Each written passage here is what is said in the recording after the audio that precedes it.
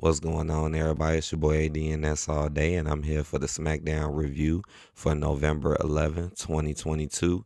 And the headline for today was Sheamus, Drew McIntyre, and the Brawling Brutes take fight to the Bloodline. So yeah, oh man, this was like this. I'm not even gonna stunt, man. This was like one of those whack WCW finishes, like for real, for real. Like I remember back in the WCW when they used to have these goofy kind of finishes, and this is how this was. Like, but I'm gonna get to it. We gonna get to this, cause man, this episode right out the gate, man, really wasn't that good, But I'm gonna say what I say. I'm gonna look at what went on and stuff, and let y'all know what I think about it. So let's go ahead. Let's move down. All right. So we got the first thing that happened. The Usos defeat the New Day to retain the undisputed WWE Tag Team Championship. So it started with Usos versus New Day, and it was a fair match, right? I don't think it was any interference or interruptions, so that was good. The match was pretty long. It was like over 20 minutes long. I remember it being like damn near three commercials through it. But the Usos and the New Day, they definitely was gonna put up a good fight and a good show, and it turned out to be pretty decent. I mean, it was just expected though. I wasn't really expecting New Day to win this because it's just they ain't really been having much going on with New Day at all lately. Honestly, they haven't been on much of a roll or anything, and then just so it's like, yeah, let's just put them against them. At least it made sense though because of the record, them not wanting them to beat the record. So at least it made sense. I know that is a lot of writing. Damn. D- then like, whoa, that match was kind of long. That's why I'm looking like, damn, connected with right. I'm just reading a little bit. Okay, then we had Shotzi won the six pack challenge to become a new challenger to the SmackDown Women's Champion Ronda Rousey. So this was basically a six-way women's match between Liv Morgan, Raquel Rodriguez, Shotzi, Sonya Deville, Lacey Evans, and Xia Li. It was all six of them. Now, at first, yeah, and three of those people got entrances too. Shotzi got an entrance, Liv got an entrance, Raquel got an entrance. So those are the ones to be looking for. I wasn't really expecting Shotzi to win at first. I was leaning more towards Liv or Raquel. But then after, Shotzi ended up sneaking the win, I pretty much figured it though. I was like, you know what? Yeah, they gonna have Shotzi win this because she'll just be fed to Ronda. They didn't want Raquel to win because then Ronda would have to beat her, and they still want Raquel to look good. Something else that was weird to me about this match is, again, what was the point of putting Shotzi and Raquel on teams like that, acting like they could do a team run just to now be fighting each other in the six battle royal with no story or nothing attached to it. Now they're just fighting each other, which shows me like, yeah, when they was on teams, it was really just to boost Raquel. Raquel was getting all the boost, and yes, Shotzi won tonight. I know, but we know Ronda is just gonna end up beating her. So, it's like, and then Shotzi will be right back down to normal, not really doing anything. Probably 9 times out of 10, and watch how Raquel don't be there to help her when she needs it because Ronda got Shayna running around where these past couple weeks it's been her and Shayna attacking people, and that's exactly what happened after this match. Not too long after, Shotzi was back there celebrating with the Emma girl, and then here comes Shayna choking Shotzi out with Ronda. So here, like I be saying, like even though you got the win, you still got embarrassed. They still didn't have you look good in no kind of way, and you just gonna get beat by Ronda. So it's not really good. Asasi is another one of the people I know they don't really favor. Um, um, then we had Santos Escobar defeat Shinsuke Nakamura in the SmackDown World Cup on Fox first round match. So yeah, now it's this whole new tournament that they done did where basically they're putting like all the different ethnicities of people from around the world and having a tournament to see who's best. And I'm like, okay, is this really necessary? And it's like you still got, and it's like, are you really representing them or are you just trying to embarrass them? Because you still got people in there like Braun Strowman from America. You still got Sami Zayn in there. And 9 times out of 10, out of this tournament, honestly, Braun is probably gonna win. So it's like, is it really represented? I mean, I could be wrong. They are seeming like they playing a little bit around Ricochet, a little bit, but I don't really see nothing coming with him either. And why couldn't Ray be in this match? So Ray lost to Gunther, but Ray, he just ain't in this at all, you know? So that's what the tournament is really about. So it started off with the Escobar guy going against Shinsuke, and Escobar ended up winning, which I guess because he's newer, I guess, right? He's just the newer person. So I guess they wanted him to get a win. So just know that tournament is happening, and just know Braun Strowman is in it. And I already explained like how people be getting booked and what be happening. Then you had Bray Wyatt headbutt LA Knight. So this was okay. This is the first time Bray actually did something and attacked someone. So I guess you get a few points for that. Cause LA Knight was talking and he was talking about what he was doing, and then Bray's theme kept playing on the screen. You could see it right there. The Firefly kept popping up, and the girl he was talking to, the announcer woman, she was steady looking at it. And then LA was like, "What are you looking at?" Then he finally seen it, and then he was like, "Get this off the screen, get this off. I don't want this on here." And then that's when Bray popped up out of nowhere and then started acting like he was cool with LA Knight, like, "Oh, I understand you," and stuff like that. I'm just like you in a way. And then LA Knight didn't want it. He got mad. He was like, "Oh no, get out my face. Go on somewhere." He dissed him. He even told him basically to go back to the playhouse.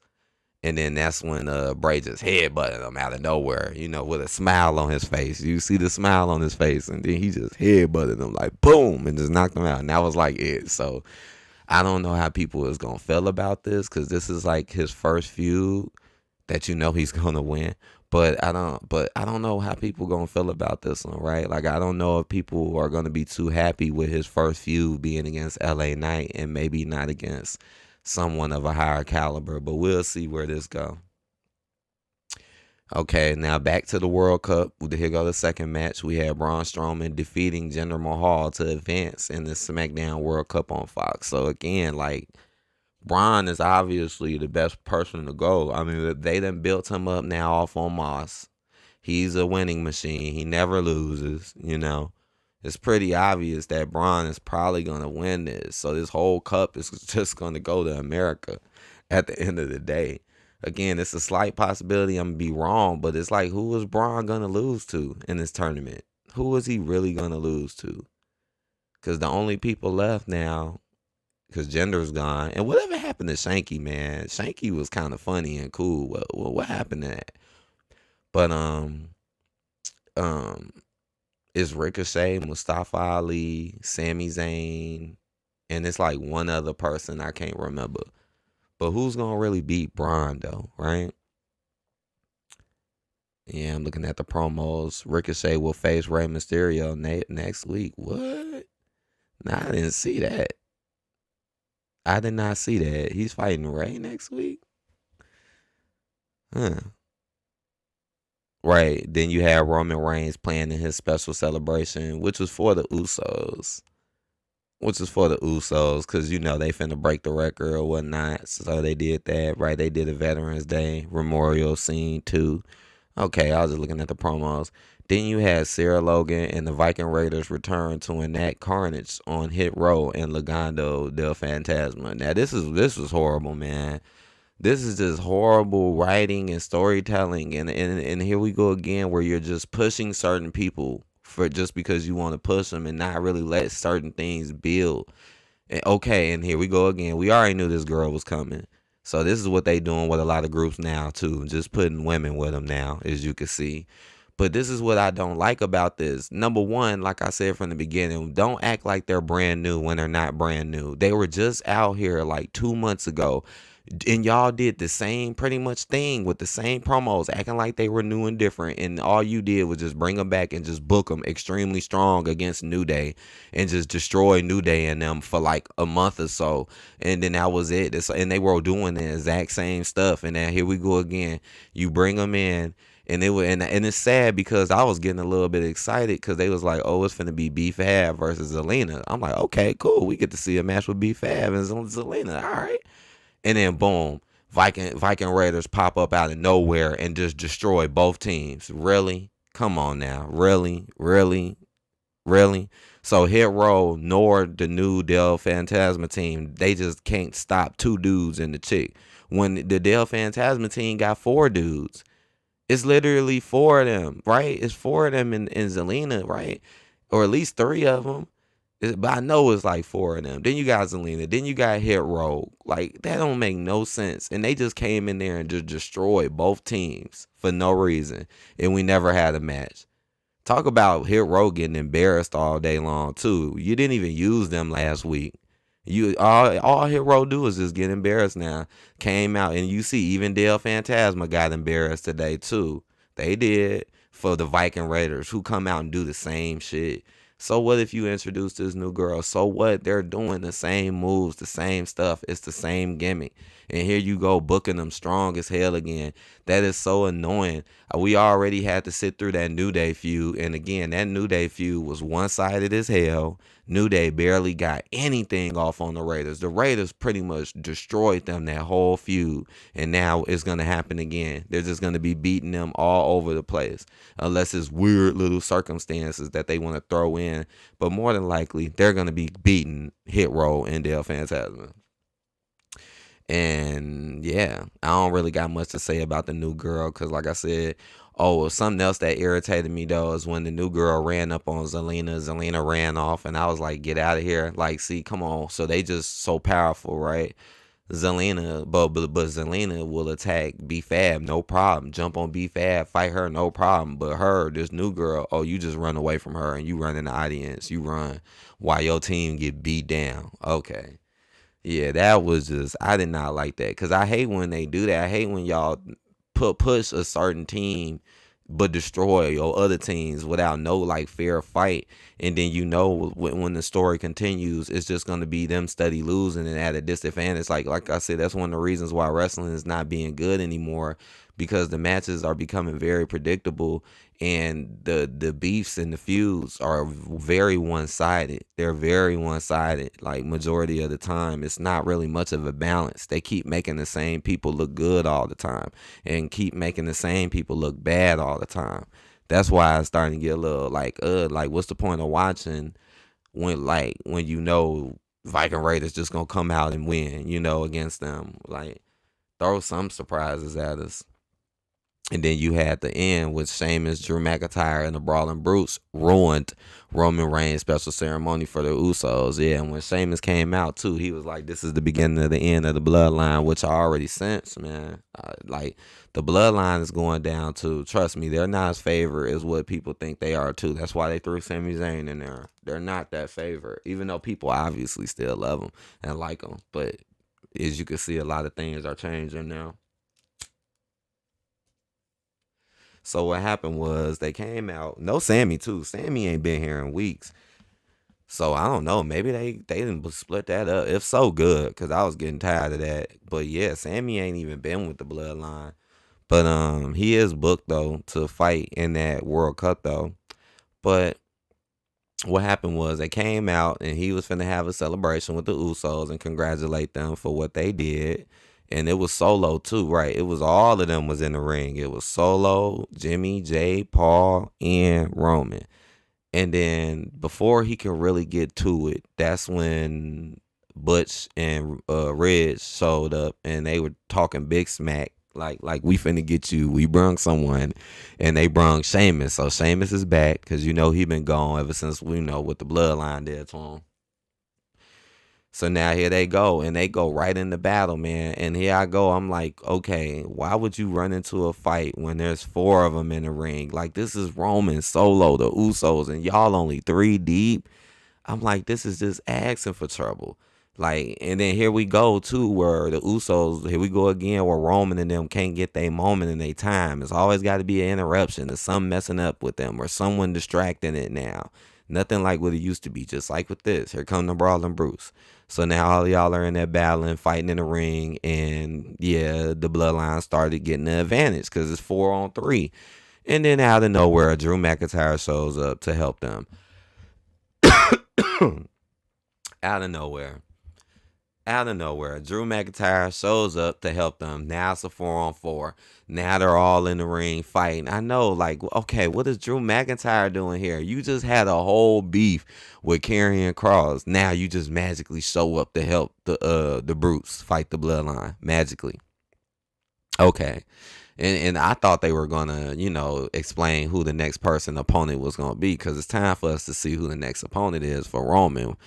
But I don't know, nothing yet. And are y'all going back down the Drew McIntyre route again? Sheamus route? What is it? What is it gonna be? Cause it just ended during the brawl, and that was a terrible ending. That ending was terrible. That's why WCW used to catch a little flack back in the day, cause they used to do endings like that all the time, and then sit there and be like, "This is what happened afterwards." Now WWE, they might try to do that, but you never know. They might come on here and act like don't even have no resolution to that fight and just continue the story and never show like what happened. Can't show the Brutes and them getting beat down. Can't show them getting beat up. So we just gonna, even though they should get beat up, but we gonna cut it. We just gonna cut it right here. We're just gonna cut it. Like, come on now. That ending was horrible. So this wasn't that great. This was very bad. This wasn't good. This was all right, I guess, because it's like he finally did something, but don't know how people are going to feel about this and don't know where it's going to progress. Because me, like, him and LA Knight, I don't know. I guess I am kind of leaning towards the other crowd a little bit. Like, man, maybe he should be going against someone a little bit higher up. But we'll see. We'll see how it go. Right, that Escobar match, it was okay. I mean, it doesn't. I mean, yeah, it was something different and new, but like I said, how much does it really matter when you know Braun is just probably gonna win this whole tournament? Shotzi was okay, and this was okay. Man, I'm gonna give this show a 2 out of 5. Man, I'm sorry, no 2.5, no 3. It wasn't really that great, man. It just really wasn't. It wasn't, man. And a lot of and that ending, man. What a terrible ending. They still had like 3-4 minutes to use, and it just went off. Like, what the hell? Like, no, that is not how you do it. That is not. Oh, but other people can look all good after they beat somebody up and attack someone. Just like Shayna, she could choke out Shotzi, look all good with Ronda, and they constantly do that with them, making them look good. But no, Usos, the Roman and them, they don't get nothing. They don't get nothing. And you might have them win on the pay-per-view, but like I said, during the whole month though, on the normal shows, it'd be the complete opposite. And these pay-per-view wins ain't gonna last for much longer. So I hope y'all enjoyed this one. And will be, because man, just like with Bianca, man, like, all right, you let her win pay-per-view, but all right, she's gonna still get beat up and embarrassed. And that's sad. People like Ronda can have open matches and new opportunities to fight people, while Bianca is still literally fighting Damage Control. Literally, she has not stopped fighting uh Bailey and Damage Control since Becky left at SummerSlam. And remember, they appeared at SummerSlam, and ever since she's been fighting them. So it just shows like y'all don't want to do nothing new with Bianca. Just keep fighting Damage Control. Keep fighting them. Keep fighting them. Like you ain't got nothing else better to do. Oh, and keep getting embarrassed by them like you did last week. Let's not forget, Bianca got embarrassed last week. Again. All right. But again, I hope y'all enjoyed this one. I'll be back for the next one. We got a pay-per-view coming much, much sooner this time around. So be ready on the lookout for that. And I'm going to see you guys later. Peace.